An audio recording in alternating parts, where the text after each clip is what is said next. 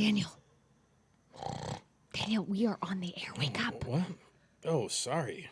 I was up really late last night at the Old Man Bar. The Old Man Bar?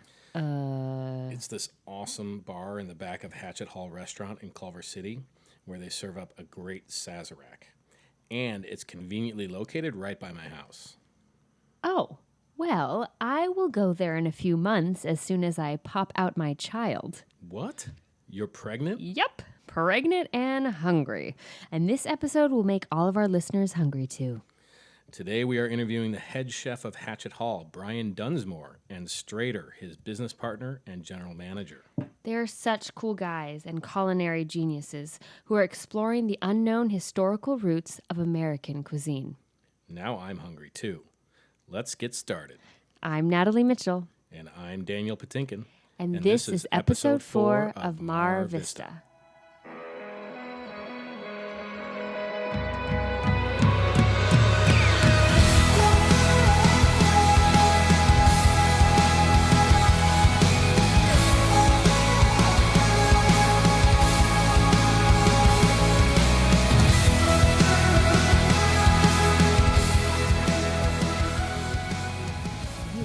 We're really happy to be here today on a Saturday afternoon with the founder of and also chef of Hatchet Hall here in Culver City, Brian Dunsmoor, and also Strader, who is the operating manager and also co-founder. So thank you guys so much for coming here this afternoon. Thanks for having us. Yeah. I just want to start off by asking, I know you're from Georgia, right? Correct. Straight up. Are you a Southerner as well? Born in North Carolina, grew up in Florida. So Okay. no. So no. Nobody claims me. Nobody does. Yeah. The orphan of the South. That's fine. So how did you guys come up with your Southern influence? Obviously, you being from Georgia, but what was the kind of common ground for you guys wanting to found and start this place? Well, the story started like a long time ago. Strader and I met, we both worked at a restaurant called Joe's on Abbott Kinney way back in the day. Oh, wow. Like super OG. Yeah. French restaurant. Is it still there? No, Felix is there now. Oh, okay. Yeah, I lived in One Abbott- good restaurant for I lived Abbott. in Venice for like 6 years. I was there when I was there, but yeah. Yeah, so we met there, and then we did Wolf and Sheep's Clothing with our buddy Chris Kaminaga at the Capri Space over on Abbott Kinney. Kind of did Southern Fare there. Worked into the Heart and the Hunter over on Melrose, where we also did Southern Fare, and then this is our brick and mortar kind of mom and pop shop where people still coin us as Southern, but that's not really what we're doing anymore. Now we're going like Neo Southern. I've read. Yeah. Some people say. well, now we're trying to like really dig into like American food in general, like what that means and what that is, which we think is a super interesting topic because like we live in a country where nobody understands our food ways, Right. So we're trying to kind of dig into that a little bit. Like the foreign perspective of American food is like pizza Burgers. and burgers. And Exactly. And That's not pancakes, what yeah. American food is at all. Right, You really got to like dig into the history of it to like see where all the influences really come from, which is really interesting, and techniques as well. So, going back for a second, so at Joe's, were you guys, what was your role at Joe's? so I was sous chef at Joe's, and then I was just waiting tables. Oh, okay, cool. And so do you have formal training as a chef? yeah, I went to culinary school out of high school. Oh, amazing. Yeah, it was cool. Yeah, I think I really just didn't want to go to regular college. I was Yeah, like, yeah, for sure. I don't want to, I don't want to be doing math and science and all that kind of stuff. Yeah. But I was always super interested in cooking, and when I told like my buddies that I was going to culinary school, they're like, "Yeah, of course you're going to culinary school." It's like tear up my parents' kitchen in the middle of the night, like cooking all kinds that's of weird awesome. shit. Like, Yeah. it was bad. So did you do that in Georgia and begin your chef career in Georgia? So I went to Johnson Wales in Charleston, South Carolina, Okay. which is like a really great experience. Yeah, I don't think culinary school is necessarily necessary. I think, Sure. but you don't have that wisdom when you're a kid. You're like, Yeah. I just want to go learn or whatever. Like really, if you knew that's what you want to do and you had like a good idea on food, I think it'd be like a better move to kind of just strategically work at different places that were going to help boost you in what you wanted to do. But nobody knows like what kind of cuisine they want to do. I had like a teacher ask me what kind of food I want to do, and I was like, I want to do Irish food because I like flogging mollies or something like that. It's like everybody was so dumb then. Like that's just I that love age. flogging mollies. Yeah, they're good. Hey Brian, can you pull that mic over so it's kind of you're direct Yeah, that's a good sound. Yeah. So then what brought you out west? Fine dining. Like I worked at 5 and 10 in Athens after taking a little hiatus from cooking for a couple of years. You know, I went back to like regular college because like I had like really bad allergies in the South. I could never taste anything, so it was like really, really frustrating. I was like, forget this. I'm gonna find something else to do. And then I finally had a teacher that was like, you know, you're kind of like you're doing fine and kind of sneaking by, but you can obviously do better. Like what's going on? And I was just like, I don't know, I'm not really into it. And she's like, well, you went to culinary school. Why aren't you why aren't you working at 5 and 10, you know, downtown while I was living in Athens? And I was like, that's a good question. And I went right over there and got a job. And like once I like started cooking professionally, like I fell in love with it. Yeah. And then moved out here to work at Melise, which lasted Oh my God. like 2 weeks. Yeah. Yeah. Like your job Nobody there or saw the what I restaurant just itself? did. No, my job there lasted about 2 weeks. And then the next day, Michael Semirowski called me up and was like, hey, like, did you actually move to LA? Because I like popped off resumes all over the city. And I was like, yeah, how convenient. So I worked there and then Joe's. And then after that, we started doing our own thing. Awesome. That's awesome. How did you start your love for food and restaurants? Hospitality started for me at a very young age of just living in more of a tourism kind of zone in Florida, Vero Beach, where the Dodgers actually do spring training. So we had all the snowbirds come down, and it was always one of those things that I started working in restaurants at a very young age. Since I was about 10, 11, 12 years old, you know, just started washing dishes to bussing tables. So understanding restaurants from kind of start to finish from a very young age and kind of growing up in them, it just has become second nature to me. So being able to understand how the flow of a restaurant works just really is something that I don't have to think about. So restaurants are all I pretty much know. It's like you can walk inside of a restaurant and pick out what's wrong and what's right in a very small amount of time of being inside the building. So it's understanding how to deal with people more than anything. And I think that's so great when restaurateurs start at the bottom, because you need to understand down to this, you know, bus staff of what's going on inside, or the restaurant doesn't flow correctly. So I think that's a really great thing you guys did. You guys have brought together an amazing team at Hatchet Hall. I mean, your sommelier, your wine list, everything about it is so picked to a T. How did all the guys come together? Very slowly. Okay. Yeah, it's definitely been a work in progress, and I think we've had like a talented team, like key players from the beginning, and then, you know, people have been kind of cycled in and out because people get opportunities and move along. But like as of right now, I think we definitely have the strongest team, especially front of the house. Like front of the house is much more difficult to curate in LA because most people do other things as well. Right. Whereas like you go like New York, San Francisco, it's like that's what they do. Yeah, they're like, hell yeah, we work at restaurants, we love it, we know everything. Like whereas LA, it's like, yeah, you know, we do this when we're not like trying. Yeah, when we're not trying to do like bush league commercials and stuff like that. Right. So it's like Strader's had to work really, really hard to build the team, but now it's like pretty gangster. Yeah, that's awesome. It's funny, like out here, how most people are actors or whatever that work at restaurants, or at least many of them are. I remember when I first came to LA, like probably 16 years ago or something like that, I went to a restaurant, I can't remember where it was Beverly Hills, and I sat down at the bar, and the guy's serving me, and he goes, yeah, you know, everyone who comes in here is like a bunch of drunks and drug dealers and stuff like that, and that's just my friends. And it sounds like a good time. He was rehearsing his stand-up comedy. No, he was not. Yeah, he definitely was on me, and I was like, oh, that's what goes on here. Okay. Oh God, very different from New York. Strader, I was going to ask you. So, like, at what point? I'm always curious. At what point did you say to yourself, I can transition from a working man into an entrepreneur? I mean, that takes some confidence. And I think it's being young and being stubborn and not.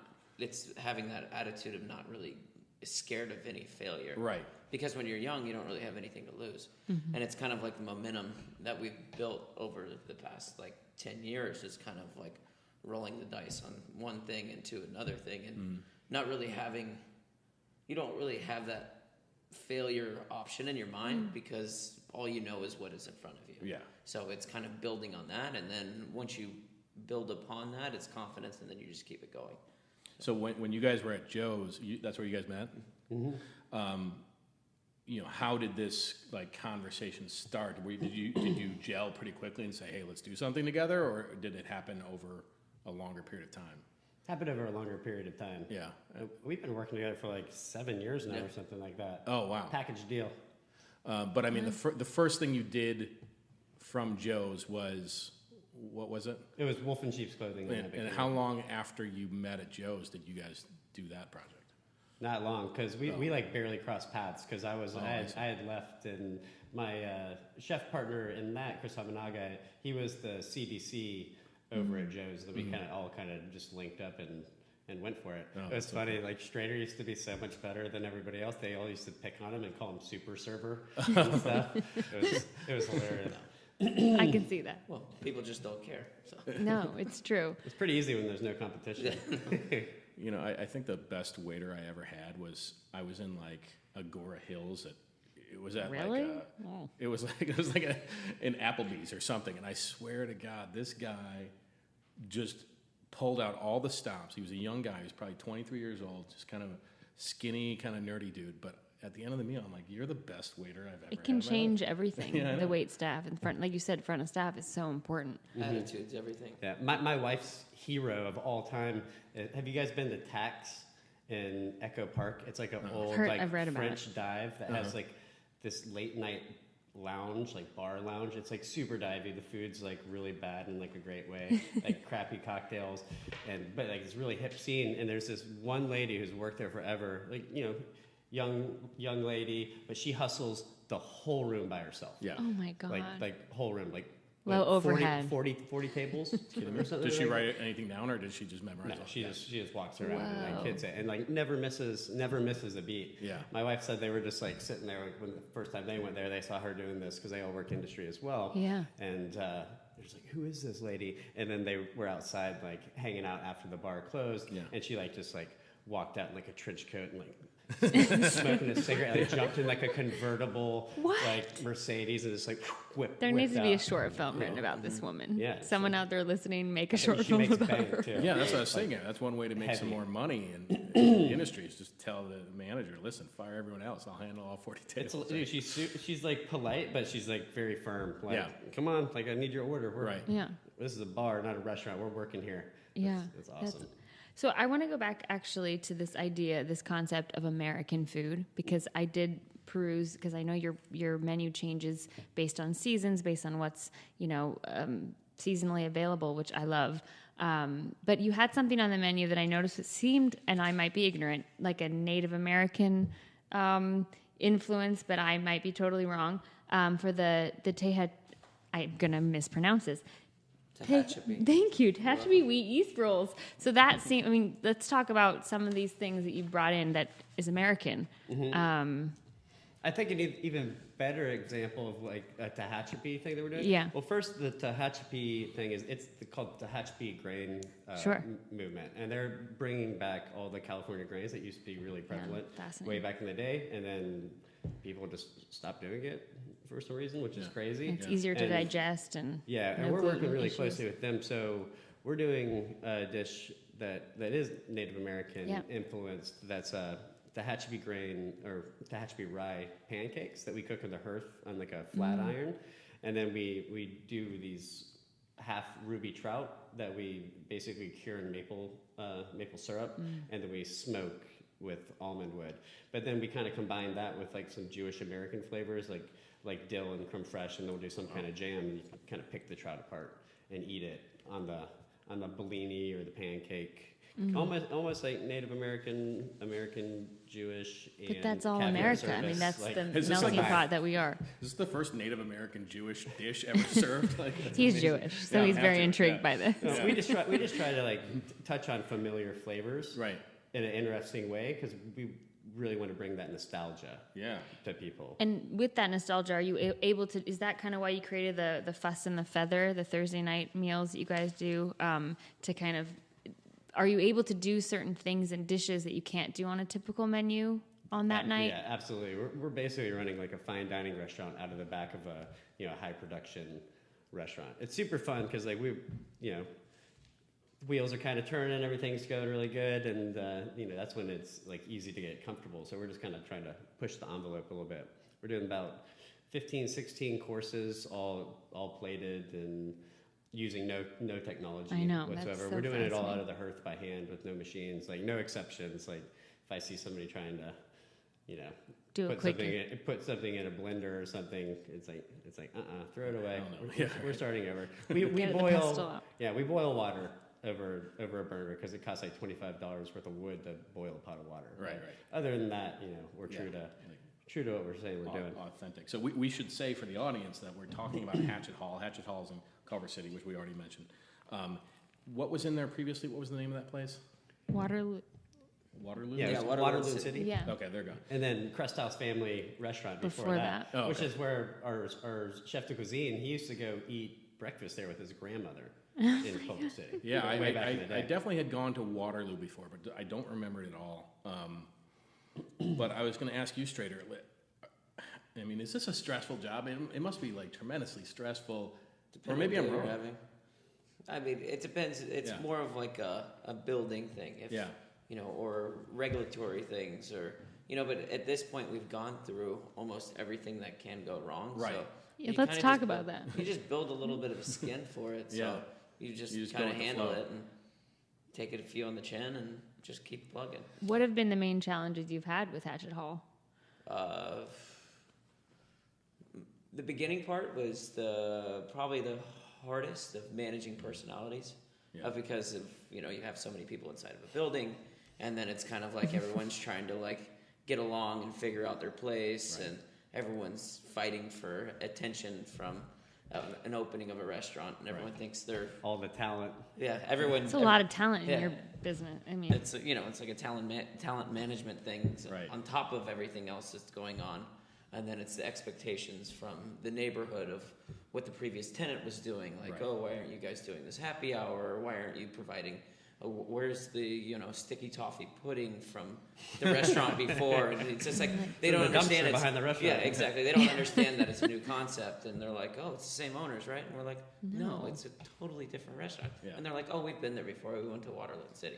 So that was kind of one of those things. And they did a very bad job of devaluing their brand of doing like a happy hour and things like that. So people in the neighborhood expected that. So there was a little bit of backlash and a lot of animosity coming from those kind of people. So that was like, the harder parts in the beginning. And then the locals were the hard part. Yeah, it's like training. It's like training the staff. I say you have to train the staff, and then you also have to train the clientele to like what you're doing inside of the restaurant and kind of spoon feed them and make everybody feel comfortable and accepted, and and then sometimes you just got to tell people to fucking leave. But and the Old Man Bar are you guys? That's fully part of Hatchet Hall, or is that a separate management? No, same thing. Yeah. Whose idea was that? I love it, by the way. Yeah, it was just like a collaborative. Yeah, it was so obvious because like you have this back room that nothing's happening in, and you like really need to utilize. Are you sure there was nothing happening back there? Yeah, I'm sure there was some stuff happening, but it's a restaurant. Yeah, it's funny. Those walls could talk. Yeah, exactly. Like we were trying to think of a name for that room. We were going to call it like the Shotgun Bar, or like the Medicine Lot. I don't know. Yeah. We had like all kinds of like dumb ideas, and then Martin, our chef de cuisine, who used to go there as a kid, said that like once he like poked his head back there when he was a kid, and like you weren't supposed to go back there. Right. So like all like the wives and the kids would be like eating pancakes and orange juice and stuff like that, and you go in the back and it's like just like old dudes like blasting cigarettes and drinking whiskey at like noon. Betting on the football games. Yeah, so we were like joked around and we called it the Old Man Bar, and then eventually it just amazing. Just stuck. We were like, that's kind of funny, and we'll roll. Do you get a lot of diners that go from the main restaurant into the back to drink some more? Is that like the culture you're trying to create? Yeah. And make out too. It's I didn't know grown people made out in public, but like PDA. Back there, people were making out after enough overproof bourbon. Oh my God! Let you me do give have you a very extensive bourbon, story, and you. Since this is such a great. Did you make out? Basically. Noise. So full disclosure. What happened was my current girlfriend. No disrespect to her. I took her. I should have just taken her to Hatchet Hall, but I took her to Salt at the Marina Del Rey Hotel. I don't know if you guys have ever been there. And I live 4 blocks from Hatchet Hall, and I've been there 3 or 4 times, and been to the Old Man Bar a couple times too. So we had a good meal at the Salt Bar, or Salt Restaurant, and then we wanted to keep the night going. So I'm like, I like this place, the Old Man Bar, which of course is like 3 blocks from my house. I'm like, we should go to the Old Man Bar. Of course you do. You can walk home afterwards. Yeah, exactly. Or crawl on 3 blocks. Yeah. And so we went to the Old Man Bar, we had some drinks, and definitely like within 10 seconds of stepping out of the Old Man Bar was like making out with her on our first date. Okay, so you didn't make out inside Old Man Bar. But That was not as I give exciting. you guys credit. Like, either way, I give you guys the credit. Awesome. Well, they even, I mean, I read lots of articles, obviously, about even the design of how it kind of, by the light, it gets darker and darker as you go deeper into the restaurant. It's like the bowels of the restaurant or something. Yeah, How did you guys outside, come yeah. up with that concept?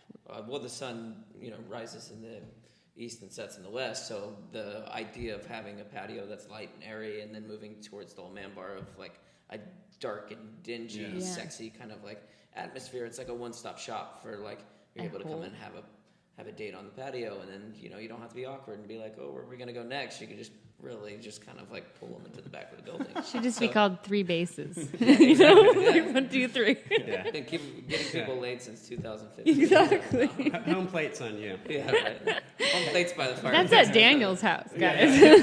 Let's work out a deal. People can come back to my apartment 3 blocks away. We can tie Uber into that. Yeah, there we go. This is a good business plan. By the way, Natalie, have you been in the Old Man Bar? Put me on the spot. No, I haven't. I've been to the restaurant, Yeah. to Hatchet Hall, but I didn't go back there, no. It is. I mean, there's a lot of antlers back there, isn't there? I mean, like how many? Do you know how many sets of antlers are in the? There's a lot. Yeah. Well, we have always wanted to do kind of like a lodgy, fire-driven vibe. And it's funny, the lady that did the design for us is like super vegan and like animal activist and stuff. She's like, you can do whatever you want. She's like, but I'm not buying any taxidermy. So I actually had to go on like eBay and stuff and like find all the taxidermy. The big elk antlers, actually, our buddy Jake shot that in, I think, Montana. Yeah, or that's something crazy. like that. One of my favorite restaurants in New York City, I lived there for many years, is Freeman's Alley. Yeah. And we took a feels, lot of inspiration oh from my Freeman's. God, I love Freeman's Alley. I did go to a couple of bases in that restaurant because I was in my 20s in New York City. So. Around the base a few times. But no, it had a very similar feel to it. And I love that restaurant. So that's cool to know that you guys had some inspiration. Hatchet Hall, amazing. Ladies Gunboat Society. What was that? What a name. That was like a transition, and that was like kind of a temporary thing. That was an asterisk. Yeah, we were kind of transitioning out of Heart and the Hunter. Yeah, that was always the plan. Okay. Um, And then like Strader said, it's kind of been a snowball. Like kind of trying to play the long game, because we started at Wolf and Sheep's Clothing with like absolutely nothing. We started the whole business for like $3,000 or something like that, and then turned it into a restaurant with that. Mismatched plates from the thrift store, and which is totally in. Yeah, we had like a mom sew us tablecloths with fabric from the fabric store, and then like $1,000 worth of food just to get up and running. It was like if we're not busy right off the bat, we're not gonna continue on. This has been a gradual progression to our main goal, which was building out our own spot, which is where we're at now. What's the life cycle of a place like Hatchet Hall? Do you want it to be there for 50 years, or do you have a horizon that you imagine it will survive in terms of time? We definitely want it to be like, we feel like it's a neighborhood restaurant. We've done things in a certain way to try to make it as organic as possible. Not the food, but like the progression of it. We haven't used PR and stuff in the past. We just didn't want to be like a flash in the pan. Right. There's like a restaurant that opens, two a week in the city that, operate on like a high level, and you see them come and go so quickly because everybody's like very on trend, and it's like they get lots of heat in the beginning, and then it's like fizzled out. Yeah, then they fizzle out. So we're just trying to like really play the long game and just progress with the neighborhood and the city and think outside the box a little bit too, and just kind of come with creative ways to keep ourselves relevant and I don't know, deliver a consistent product with a level of service that's not really there, because we are in like a weird area of Culver City where we're not Venice, we're not Mar Vista, we're technically not really Culver City. Like we're in this kind of neighborhood and zone that sometimes people are like, oh, we forgot you guys were over here, and it's like it's a 5,000 square foot place, so we have to continue to push ourselves and push the staff and really focus on the long game, because we want to execute as much time as possible that on the options of the lease that we have. Oh, for sure. So it's, the legacy of Hatchet Hall is something that is very prideful to who we are as people and operators, and that's like our first big shot at a big restaurant. So it's the best thing we can do for ourselves to be able to make sure that the restaurant stays consistent and delivers a great product for a very long time. We try to be as off trend as we possibly can be. I think it can bite you in the ass every now and again, but that's just us. Like, we don't use recipes. Like, we have no recipes in the kitchen except for baking. And so you have to have recipes for that. Like, we cook by hand. The guys come in, to set up their station. We're like, hey, we're gonna do this today, and this today, and this today, and this with this, kind of like we did this a year ago, and this with and they're like, okay, cool. And we've noticed that everybody's become a really great cook, not just like off of recipes, like, oh, I can make this off of this recipe. It's like, hey, we're cooking here, and we've changed the menu irresponsibly. Once somebody likes something too much, it's gone. Yeah, we're like, all right, we're not. Yeah, nothing from when I ate there last is on the menu. No. Yeah, which we keep the octopus on the menu and the cornbread. That's about it. Then we rotate through the rest. We do everything pretty grassroots. So no recipes, no. Wow. Like, without us, there's no Hatchet Hall. Yeah, I was going to ask you guys about that. So you said you didn't do a lot of PR stuff, but now how much of the success of Hatchet Hall is related to the human story of you two guys? I mean, like, your personality. Like, how much of a part of the brand are Brian and Strader? Or is Hatchet Hall, do you feel like it survives without people even knowing who you are? I think it survives without people knowing who we are. But they're integrated. But it's not the same. But everybody, I'm proud to say that I think everybody that works for us really loves to work for us, and they believe in the same things that we believe, and that's how it's translated through the customer. It's like, we can't touch every table, and we're like pretty shy when it comes to that kind of stuff. Like, I'm not out there like mingling, like clowning around and like stuff like that. I'm in the kitchen, the Strader's working, and whatnot. But I think our philosophy and everything that we feel like we stand for is portrayed through through the kitchen staff and through Strader's front of the house staff. And the cool thing is, like, everybody cares. It really is like a big family. We run the business very different than pretty much anybody else that I know. We really run it as a family. It's like, we're not going to micromanage and come down on people, and I have to be happy in order to perform and like feel like everybody's like cohesive and working together. And it's like, if you don't cut the mustard, I'm not gonna like bitch every day. It's like, we're just like, hey, maybe this isn't gonna work out. Sorry, if you need references, you can work somewhere else in like a nice way. But we normally cut it before anything ever becomes a problem. Right. Which is good. And the team appreciates that we're also, we're a family, but it's also like a working team. Also, like, we genuinely care about everybody that works for us, and like, we go through leaps and bounds to make sure that they're all taken care of before ourselves, like, probably to a fault, but it's important to us, and that's why we do it. We have 65 employees, and they all have families, and they all depend on the job, and they love it. And like, we don't want anybody to come to work and not feel like they can be themselves, or we want them to enjoy themselves. It's like, you spend as much time at work as you do at home. If not more. That's not cool. Right? Because you're sleeping when you're home, so your waking hours. So. Exactly. No, I think what you guys done from, top to bottom is just evident of your hard work. It's not, you can't get there. You feel the authenticity too when you go to Hatchet Hall. It really does have a feeling of authenticity, like you said, in this concept of like really trying to be American and not changing with the trends, because every year there's a whole new thing of the new trends in LA food, and it's like those things will fall off. People will forget it tomorrow. Like a foaming cocktail with steam, you know, like on the top, or nitrous. Like, what is maybe you guys are doing that. I don't think so, though. No. But, you know, I looked at your cocktail and I was like, oh, they have a Sazerac. Thank God. Because anytime I go to a bar, I ask a bartender, I'm a total snob, and I'll be like, make me a Sazerac. And if they can't, then I'm like, I don't trust you to make me a cocktail.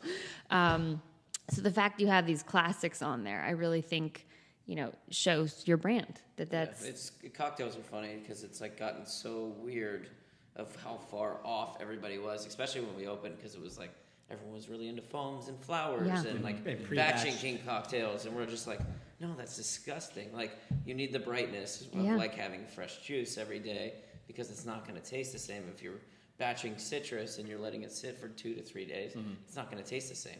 It's not the same like effervescence or like the zip that you're going to get on your palate that makes a cocktail a cocktail. So it's funny to like find the right people to execute what we were looking for in a cocktail program as well, because everybody has their own ideas of like barrel aging, or, you know, like the batching, or anything that they have of where they're trying to be very like inventive, and it's like, no, stick to the basics. This is a restaurant that we want to be timeless and stick to like the classics. The classics are a classic for a reason.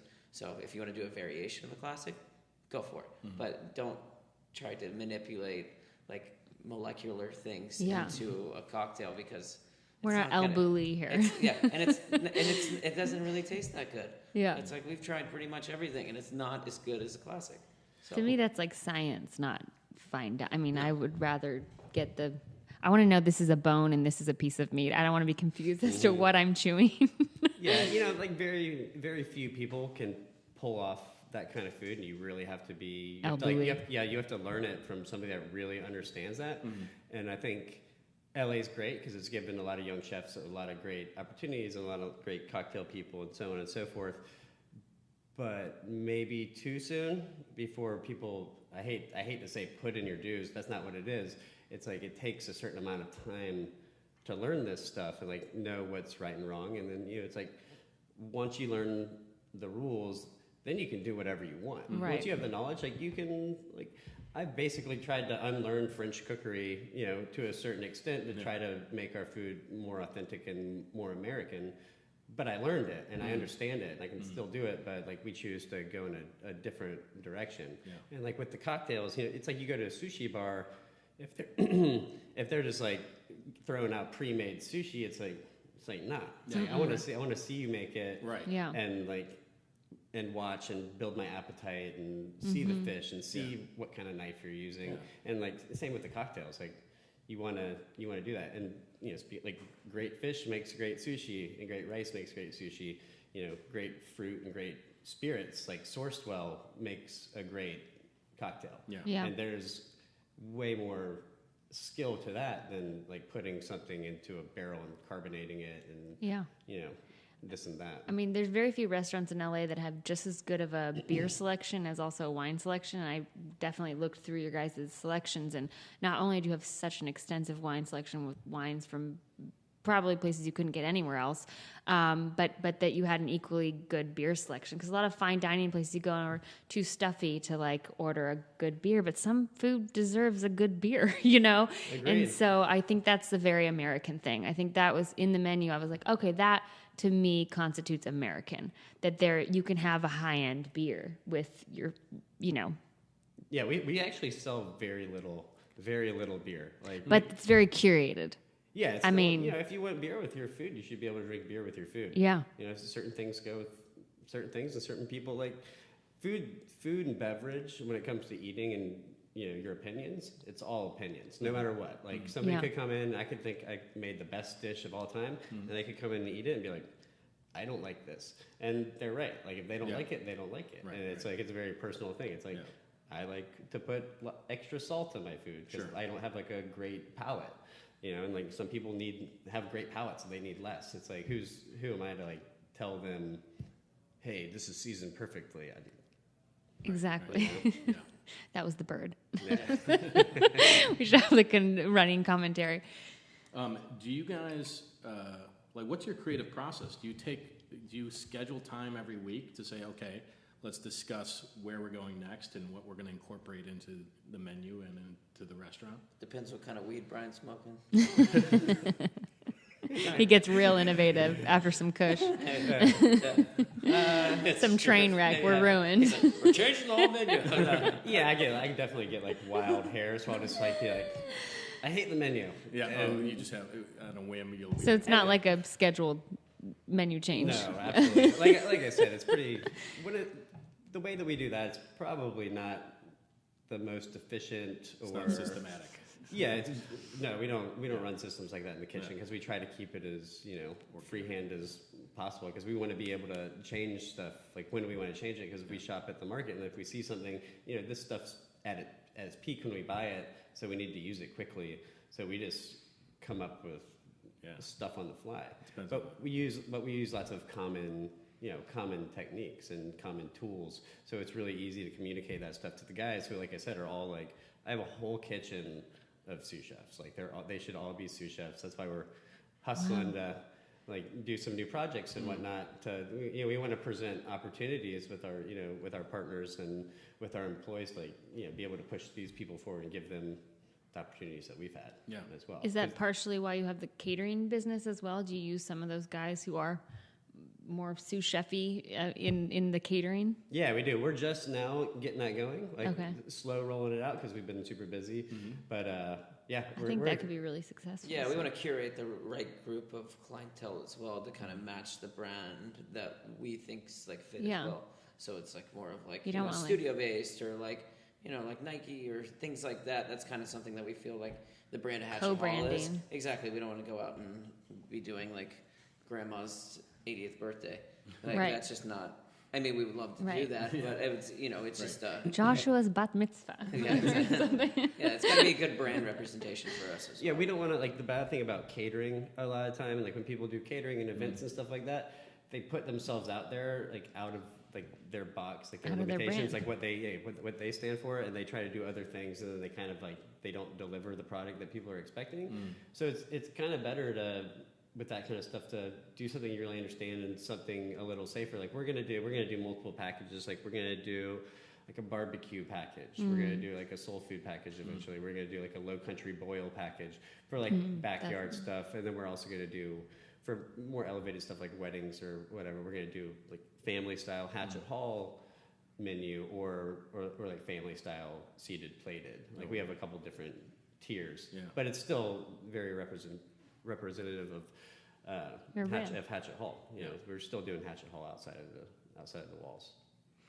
That's good. I was going to ask, can you guys now is Hatchet Hall, does that take up your entire bandwidth, or have you thought about additional projects in the near future?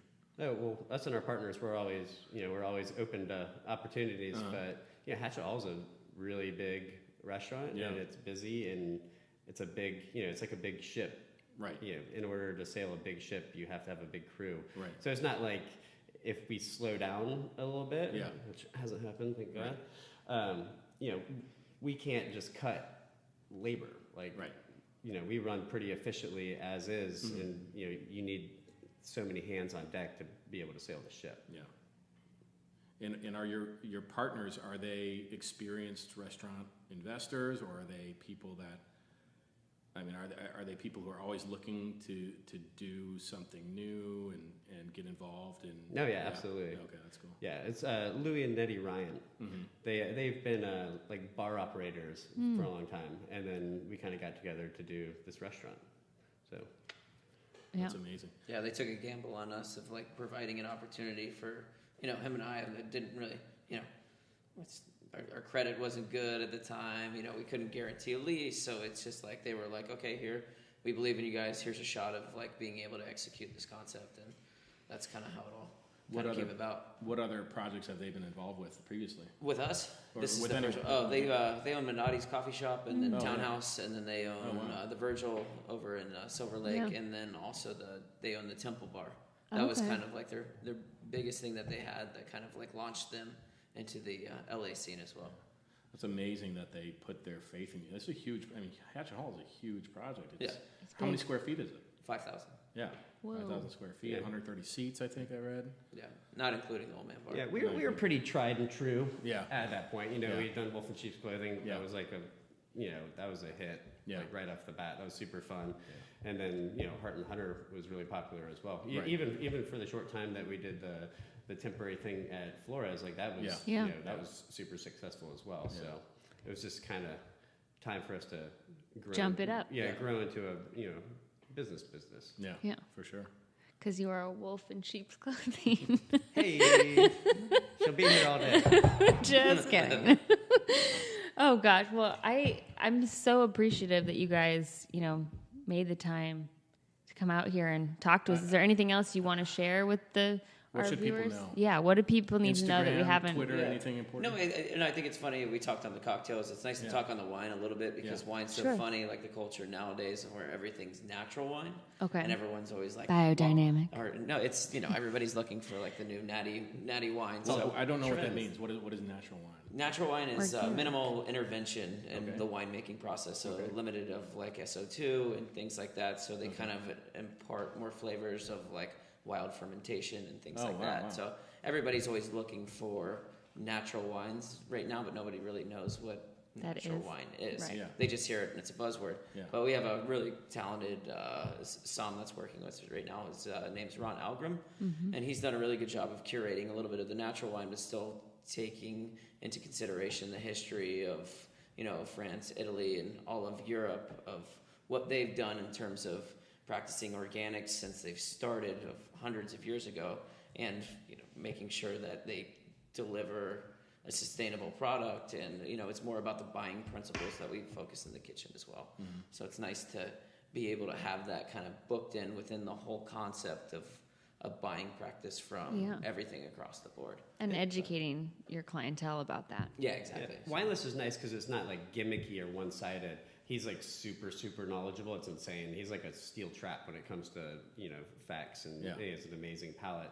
But like it's not like an ego-driven wine list. It's like, hey, like these natural wines are super rad. We're gonna put these on the list because they're delicious, not just because they're natural. And we're gonna go here, and we're gonna go here, we're gonna go here, we're gonna go here. It's like whatever's good, which is like, it's an ego-driven business. Like when it comes to cocktail directors and somms and chefs and stuff like that, we kind of try to push that aside and be innovative in our way, rather than like what's on trend. I feel like if you have your finger on the pulse, you're behind. Yeah. It's like, that being said, you don't always get credit for Being innovative. being way ahead, Right. Until like everybody else starts doing it. They say it's always like the second and the third and the fourth person that like make the movement. It's never actually the first. Right. So Is your somm often in-house, or is he he's there he 5 is days there? a week full time. So you have questions or whatever, he can help you out. yeah, he's great. So,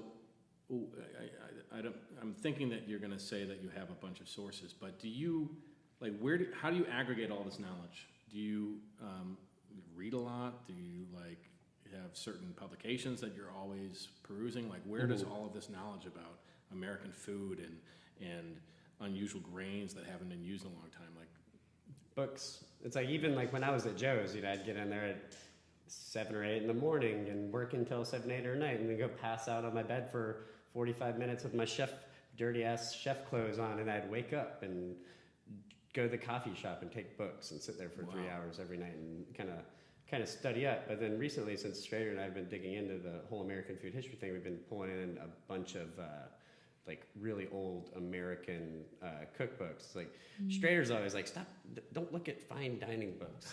He's like, just read your history books. That's where you always come up with all your best ideas. Anyways, definitely most original. Because I don't think anybody really gives a shit about American food history, and we're kind of trying to Bring it out. trying to change that a little bit. And then it's just being in the kitchen. Yeah, for sure.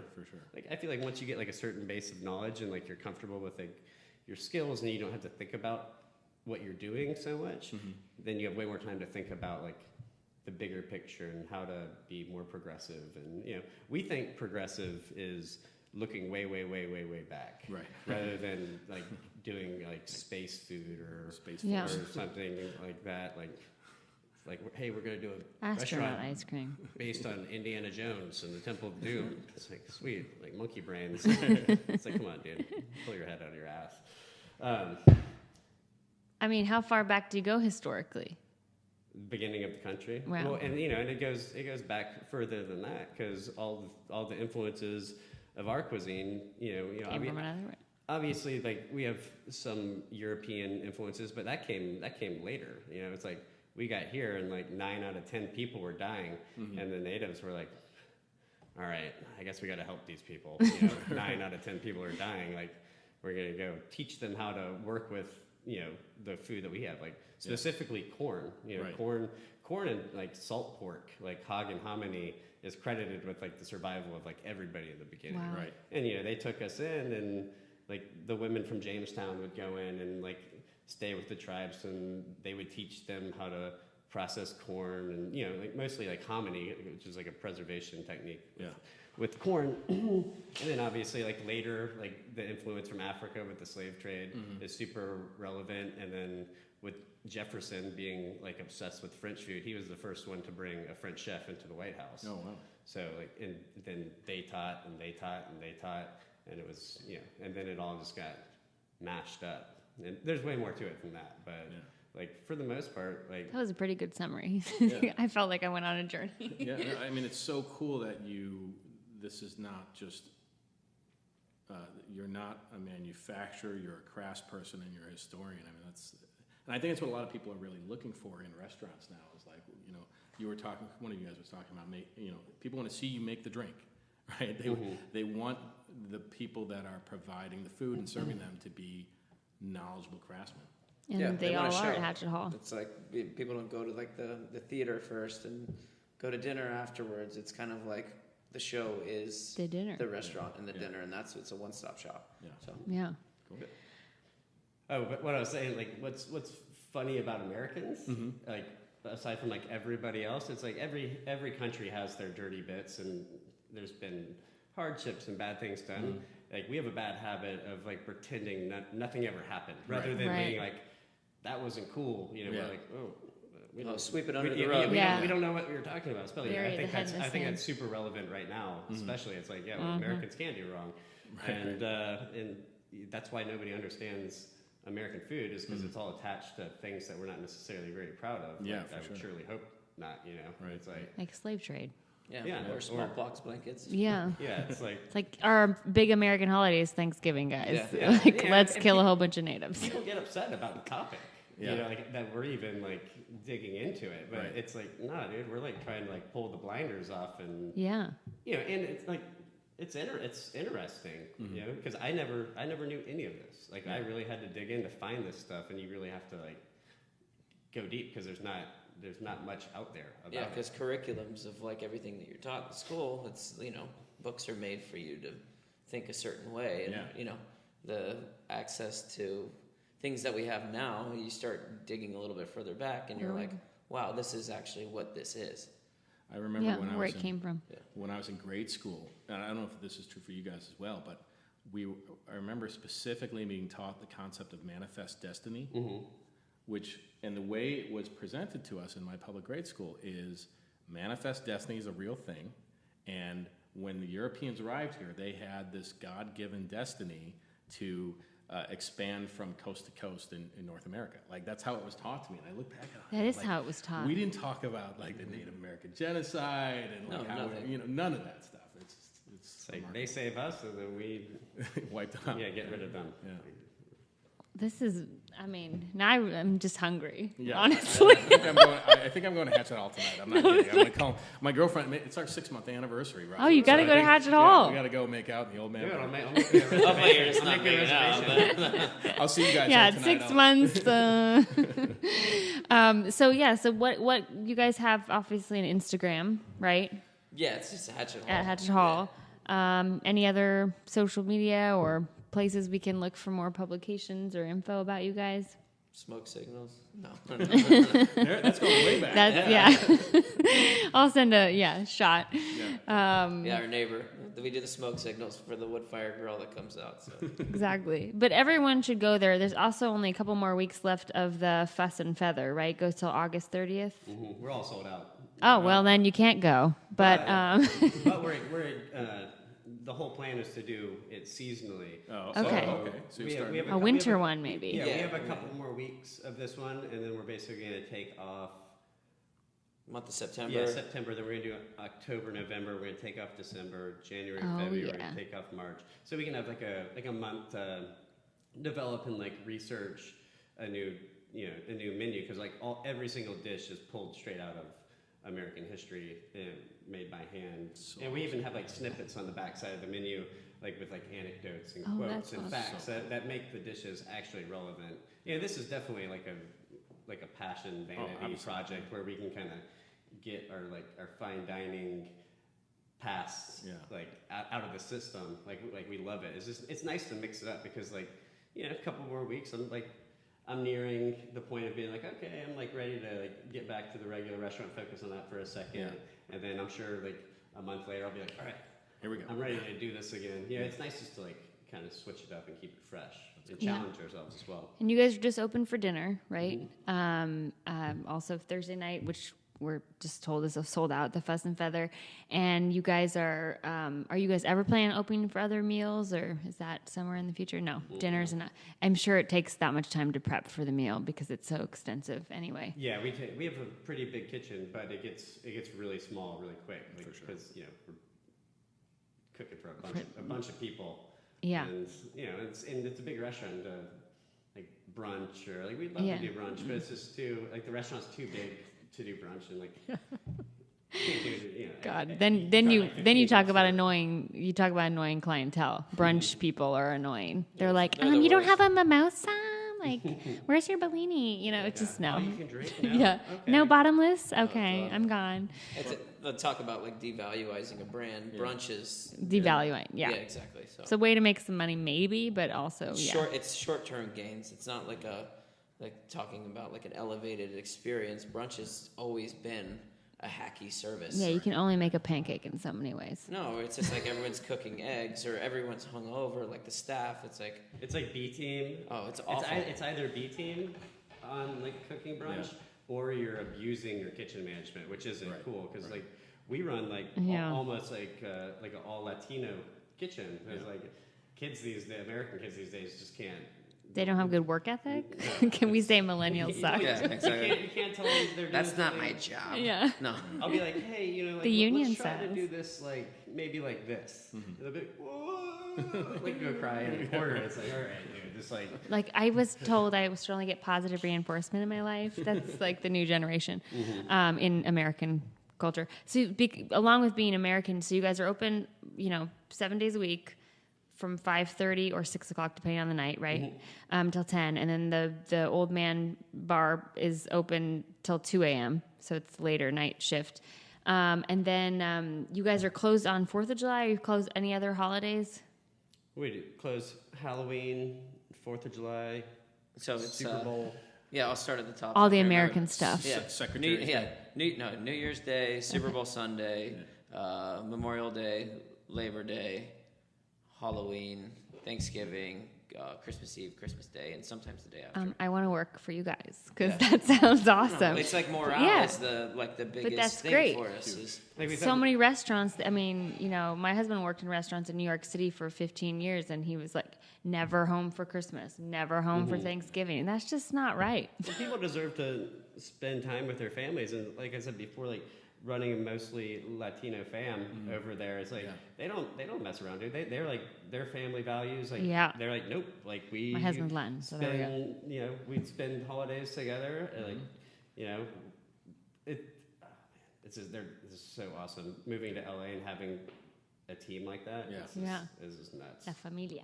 Yeah, familia. Well, thank you guys so much for coming in. I really, I'm hungry now and ready to go eat. So, you going over for family meal right now at Hatchet Hall, or?